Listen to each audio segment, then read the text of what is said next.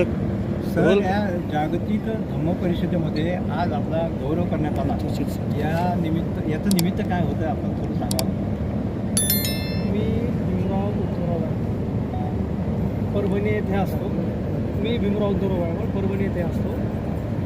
मी आजच्या कार्यक्रमाचे आणि कालच्या कार्यक्रमाचे जे या कार्यक्रमाचे अध्यक्ष होते आहेत डॉक्टर असीम उत्तम तारा सयाडो, की ज्यांची संपूर्ण जगभरामध्ये 126 विपश्यना केंद्र आहेत.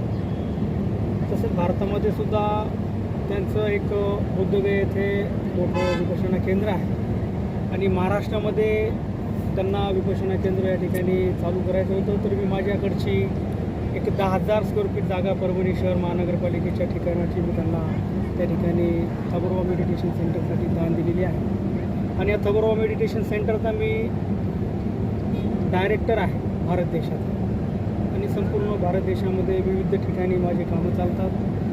आमचे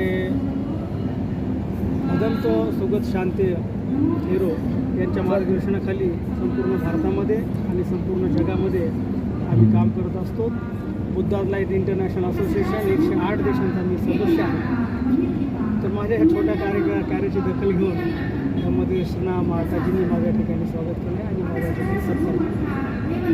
त्या ठिकाणी जे विपश्यना केंद्र उभारलं जाणार आहे, ती जी संस्था आहे त्या संस्थेचे आपण काही पदाधिकारी आहे. ती संस्था, त्या संस्थेचाच मी या ठिकाणी डायरेक्टर आहे. थबोरवा मेडिटेशन सेंटर भारत आणि एक सारनाथ सोशल वेलफेअर फाउंडेशनचे मी अध्यक्ष आहे आणि सुगत भंतीजी हे त्या ठिकाणी संस्थेचे सचिव आहे.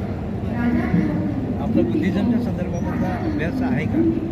बुद्धिझमच्या संदर्भामधला म्हणजे माझ्या ज्या आजी आहेत रानूबाई वायवळ, त्यांची मी चौथी पिढी आहे. रानूबाई वायवळ या मराठवाड्यामध्ये फेमस प्रसिद्ध असं व्यक्तिमत्व. तर रानूबाई वायवळचं नाव ज्यावेळेस आपण घ्याल त्यावेळेस माझ्या मागचे संस्कार होण्यासाठी. नंतर यशवंत मनोरांनी असं म्हटलं आहे की विपश्यनेने आपल्या समाजाच्या समस्या सुटणार नाही, कारण आपला समाज हा गरीब आहे. हा जर तासन विपश्यना करत बसला तर तो अर्निंग कधी करेल आणि कुटुंबाचं उदरनिर्वाह कसं चालेल. विपश्यनेसाठी काही फारसा असं वेळ लागत नाही. तुम्ही सकाळची जरी 10 मिनिटाची आणापाना जरी केली तरी तुमच्यामधलं मन आहे, तुमचं जे मन सेकंदामध्ये इथे आहे. आता तुम्ही इथे उभं टाकला आहात, तुमचं मन कुठेतरी बाहेर आहे. मन स्थिर करण्यासाठी तुमच्या 10 मिनिटाची आणापाना विपश्यना केली तरी त्या ठिकाणी तुमचं संपूर्ण दिवसामध्ये तुम्ही फ्रेश होऊ शकता आणि एक योग्य रीतीने जीवन जगू शकता. आपण बुद्धविश्वासाला विशेषतः तरुण पिढीला विपश्यनाच्या संदर्भामध्ये कुठच्या संदेश देणार आहे?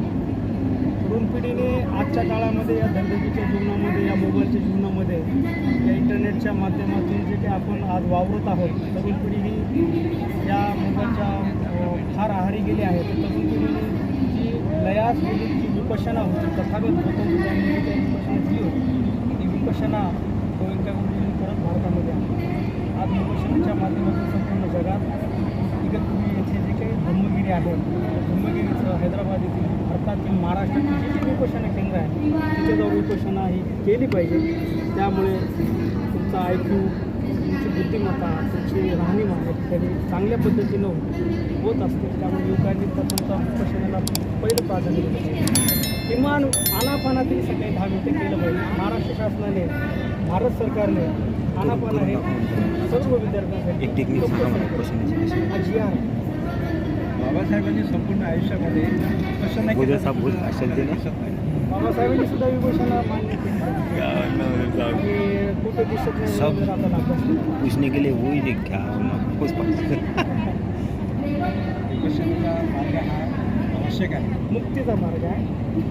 ही माणसाने विपश्यना केली पाहिजे. लहान मुलांपासून वयस्कर माणसांपर्यंत विपश्यना विपश्यनामध्ये आपलं हे मेडिटेशन